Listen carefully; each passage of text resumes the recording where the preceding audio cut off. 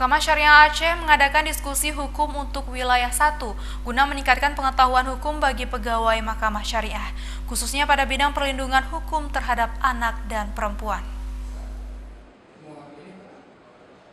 Guna meningkatkan pengetahuan hukum bagi pegawai Mahkamah Syariah, Mahkamah Syariah akan mengadakan diskusi dengan tema implementasi hukum jinayat dalam melindungi anak berhadapan dengan hukum.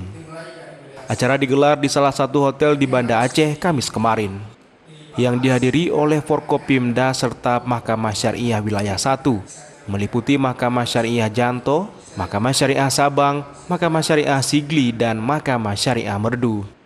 Tunku Husaini Abdul Wahab yang hadir pada diskusi tersebut juga sangat mendukung dengan adanya wacana pembangunan LP khusus pelanggar syariat Islam. Kegiatan hari ini yang dilaksanakan oleh Mahkamah Syariah Provinsi dan Mahkamah Syariah Wilayah 1 Aceh, yang alhamdulillah hari ini sudah terwujud.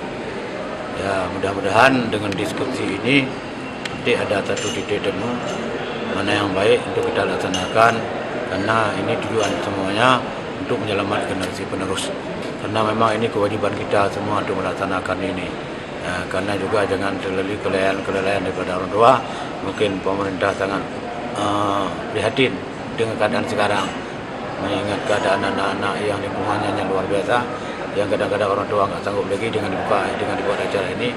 Mungkin ada satu titik temu bagaimana hukum yang sebenarnya akan diterapkan. Nanti dalam Rafiuddin mengatakan selama ini pemberian hukuman terhadap pelanggar hukum cambuk sebatas hukuman cambuk hanya 30% saja. Selanjutnya hukuman penjara juga diterapkan dalam proses hukum, terlebih penanganan kasus terhadap anak di bawah umur. Jadi maka diterapkanlah penjara. Saya yakin isu yang keluar itu bahwa lebih banyak dipakai cambuk untuk jenayah anak itu nggak benar.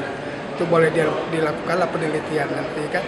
Kalau kami nggak salah kemarin itu juga kami pernah mencoba uji memetik dari hasil-hasil putusan Mahkamah Syariah Aceh itu hanya 30%. 30% yang hukuman yang diterapkan itu adalah cambuk, selebihnya itu penjara pada anak. Nah itulah tadi yang ini diskusinya itu yang saya maksud tadi, kalau ada sifatnya itu diversi atau korbannya anak, itu bagaimana terhadap kompensasi terhadap anak itu sendiri.